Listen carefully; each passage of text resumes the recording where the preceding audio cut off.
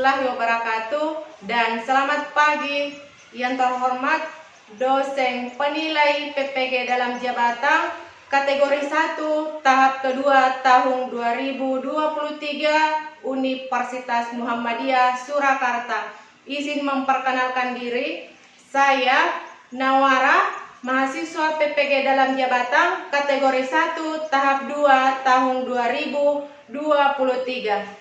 Mengajar di SMA Negeri 5 Bulukumba. Hari ini tanggal 3 Desember tahun 2023 akan melakukan pembelajaran dengan materi sistem pernapasan pada manusia kelas 11 SMA Negeri 5 Bulukumba, Provinsi Sulawesi Selatan. Sekian dan terima kasih. Assalamualaikum warahmatullahi wabarakatuh.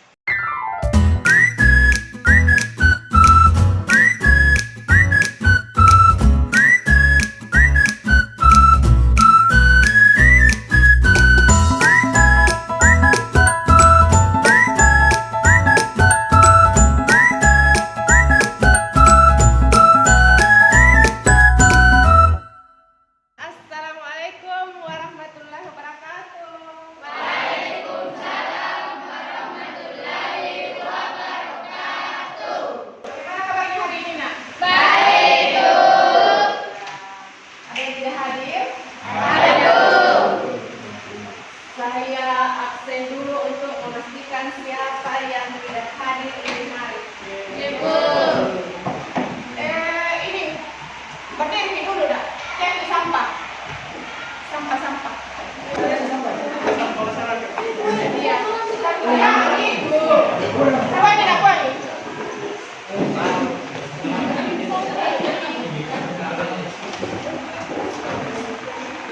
Sampah. Oke, jadi dia tidak ada gangguan pada saat pembelajaran, harus bersih dibersihkan tanah. Iya, karena kan kebersihan bagian dari iman. Luar biasa. Saya absen dulu nih Nadik. Ya dulu. Tanggal 3. Dengarkan nama. Adelia Yuliani. Hadir Bu. Adri Dinata. Sakit Dina. Ada penyampaiannya. Saya lupa. Alia Sahani. Andi Al-Fajri. Ada penyampaian.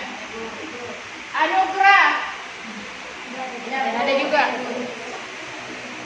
Arsela Hamid. Elis. Mana Elis? Engki. Sembumi Engki. Faiza Raihanun.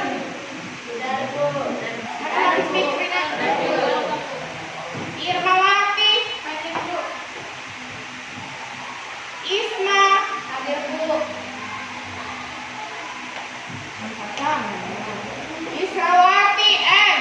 Hadir Bu. Lulu Aulia. Naila. Nuraisa. Hadir. Rini Aryani. Hadir Bu. Hari ini kita akan melakukan pembelajaran, jadi materinya sistem pernapasan. Tapi yang sebelumnya masih ingat sistem peredaran darah? Masih masa tidak ingat? Sistem peredaran darah.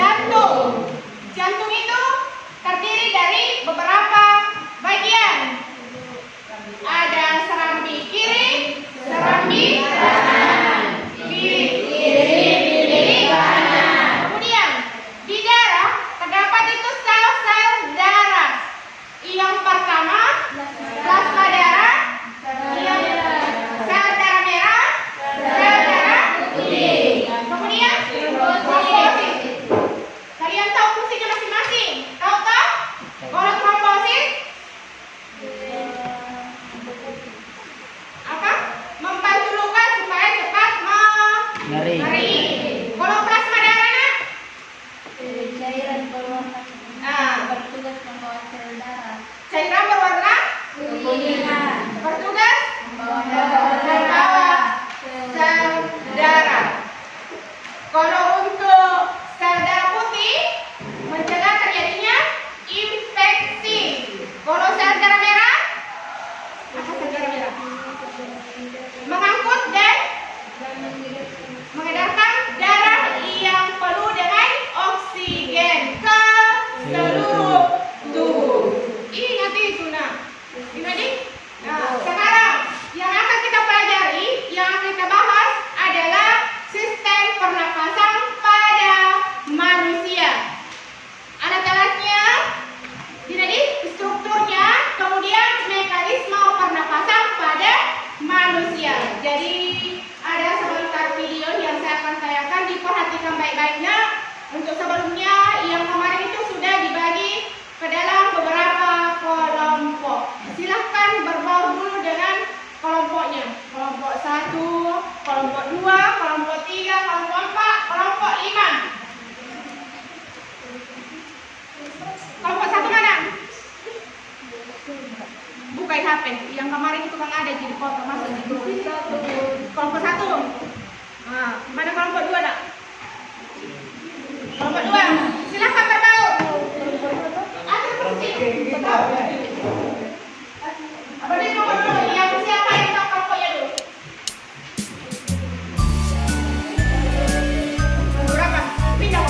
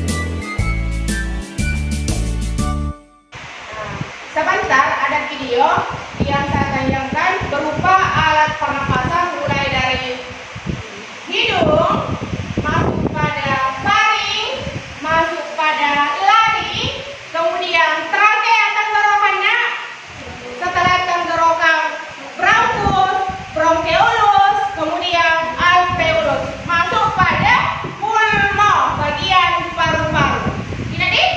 Jadi sebelum masuk pada video, tahu tidak apa itu bernapas? Tahu? Nah, kapan waktunya kita mengambil O2 dan kapan untuk mengeluarkan CO2? Nah, saksikan ini pemutaran video. Jadi ada video nak, silahkan diperhatikan baik-baik.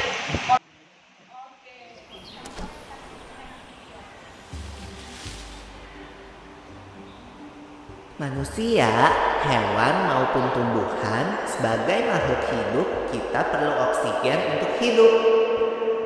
Waktu bernafas, kita mempunyai organ-organ yang bekerja sama dan membentuk sistem organ yang bekerja mengatur oksigen yang ada di lingkungan hidup sampai pada setiap sel yang kita butuhkan. Oksigen ini tidak tersedia di dalam tubuh makhluk hidup. Kita mendapatkan oksigen dari lingkungan sekitar kita. Bernafas artinya kegiatan menghirup atau memasukkan oksigen dari lingkungan hidup dan mengeluarkan karbon dioksida dan uap air melalui alat pernafasan. pernafasan kita. Kali ini kita akan mempelajari lebih lanjut tentang organ-organ pernafasan manusia.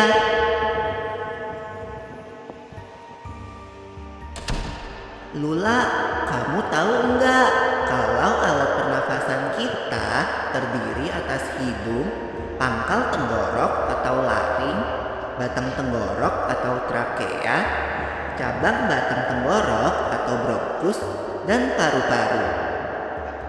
Iya, Pipo. Melalui lubang hidung, udara mendapatkan jalan keluar dan masuk ke dalam tubuh kita. Tapi selain itu, udara juga dapat keluar masuk melalui mulut loh. Namun, jika kita bernafas menggunakan hidung, akan lebih baik loh, Pipo. Karena terdapat lendir dan rambut-rambut halus. Rambut-rambut halus ini berfungsi untuk menyaring udara yang mengandung debu, kotoran, dan kuman penyakit.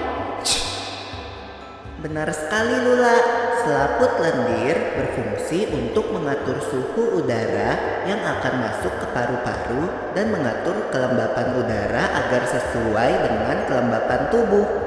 Hidung juga jalur yang langsung terhubung dengan alat pernafasan berikutnya, yaitu tenggorokan. Tenggorokan merupakan alat pernafasan manusia yang kedua. Pada tenggorokan terdapat laring atau pangkal tenggorok dan batang tenggorok atau trakea.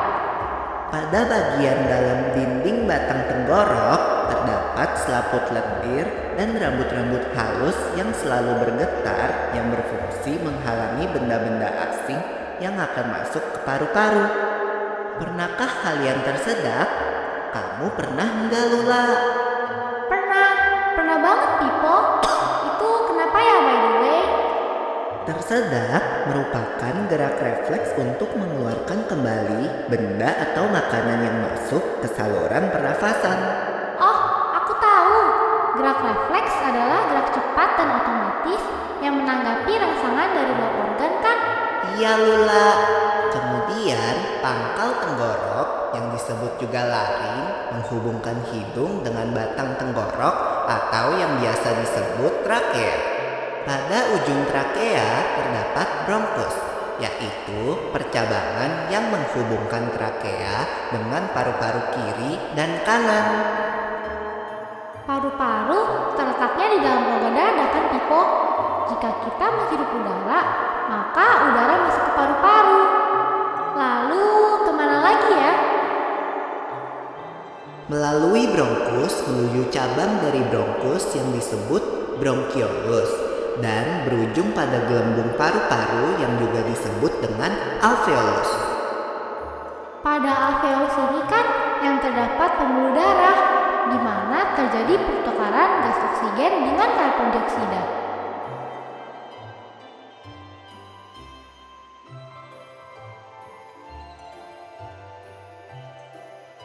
Well, Pipo, tahu gak kalau sistem pernafasan kita terdiri dari dua, kan? Yaitu sistem pernafasan dada yang ingin kita lakukan dan juga sistem pernafasan perut. Jelasin dong, Pipo, apa sih perbedaan detailnya? Pernafasan dada terjadi karena gerakan tulang rusuk oleh otot-otot antar rusuk. Pengambilan udara terjadi saat otot antar rusuk berkontraksi atau mengerut, sehingga tulang rusuk terangkat ke atas menyebabkan rongga dada dan paru-paru membesar. Oh begitu, berarti pengeluaran udara terjadi saat otot antar rusuk berelaksasi atau mengendur. Saat itu, tulang rusuk turun ke posisi semula, menyebabkan rongga dada dan paru-paru mengecilkan. Ya, benar sekali. Lalu menurut kamu bagaimana dengan pernapasan perut kita, Lula? Aku belum yakin banget sih, Pipo. Jelasin dong. Pernapasan perut terjadi karena gerakan otot diafragma, yaitu sekat yang membatasi antara rongga dada dan rongga perut.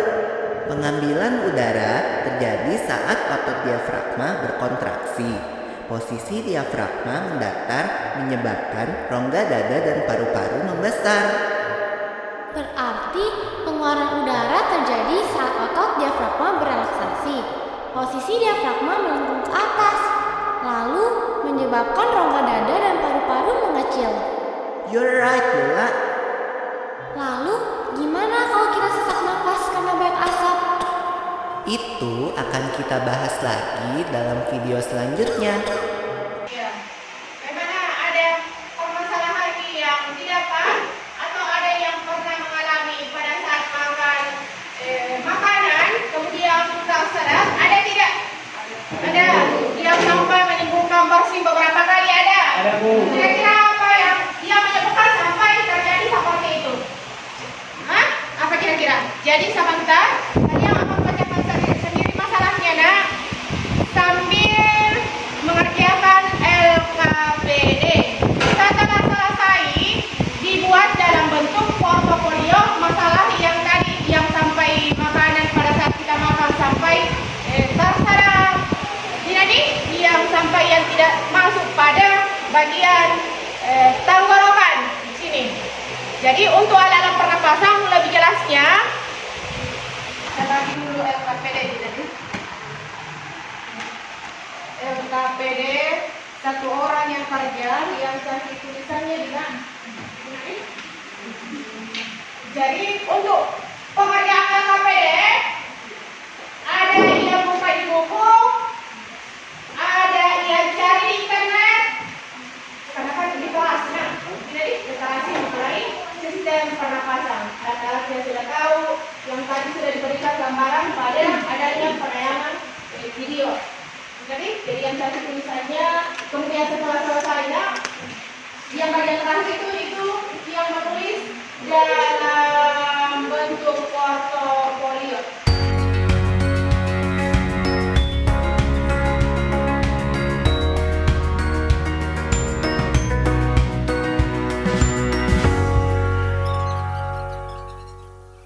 Diperhatikan ke depan. Coba LKPD, silakan ditulis nama kelompok, anggotanya juga, nah. Kemudian ada petunjuk.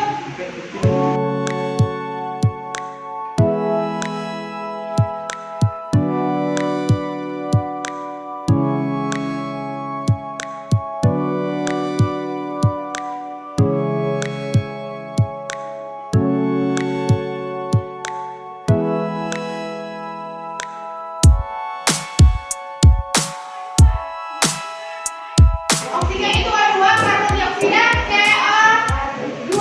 Jadi pertukarannya itu di pulmo, bagian paru-paru. Nah, coba perhatikan, yang sering terjadi gangguan pada sistem pernapasan manusia. Asma. Ada yang pernah mengalami? Ada nak? Sesak napas. Jadi asma merupakan kelainan penyumbatan saluran pernapasan akibat debu, bulu, atau perubahan cuaca. Nah, itu. Jadi kalian harus tahu yang mana itu alat-alat pernapasan. Alat pernapasan itu hidung yang ada bulu-bulunya. Tahu tidak fungsinya di dalam? Menyaring kotoran. Jadi makanya ada lendir. Setelah hidung masuk pada faring, laring, kemudian trakea. Setelah trakea, bronkus. Setelah bronkus, bronkeolus. Setelah itu, alveolus. Terakhir di pulmo. Tidak? Pulmo, bagian paru-paru. Jadi di situ terjadi pertukaran O2 dan CO2. Silakan. Apa nak? Ini pada saat inspirasi, mengambil udara. Pada saat ekspirasi, mengeluarkan O2, CO2. Jadi di sini O2, di sini CO2. Kalau meneliti.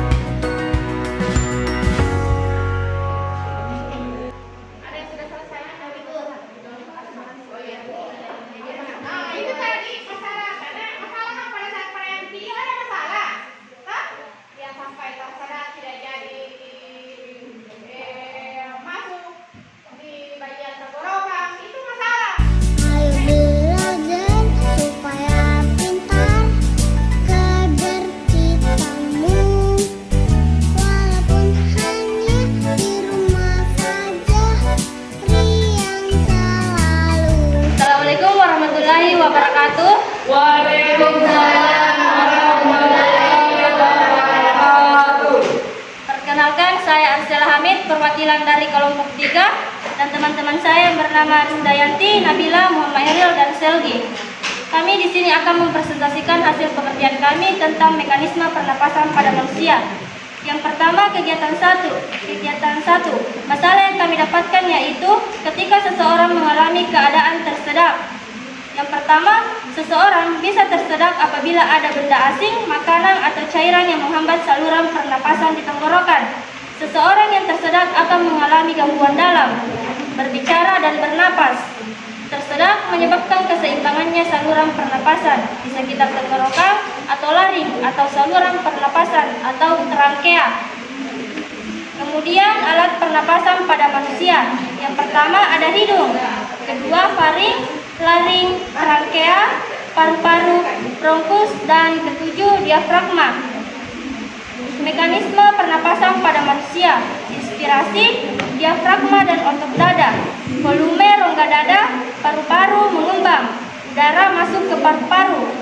Kemudian ekspirasi, diafragma dan otot dada berelaksi. Volume rongga dada kembali normal, paru-paru mengempis dan udara keluar dari paru-paru.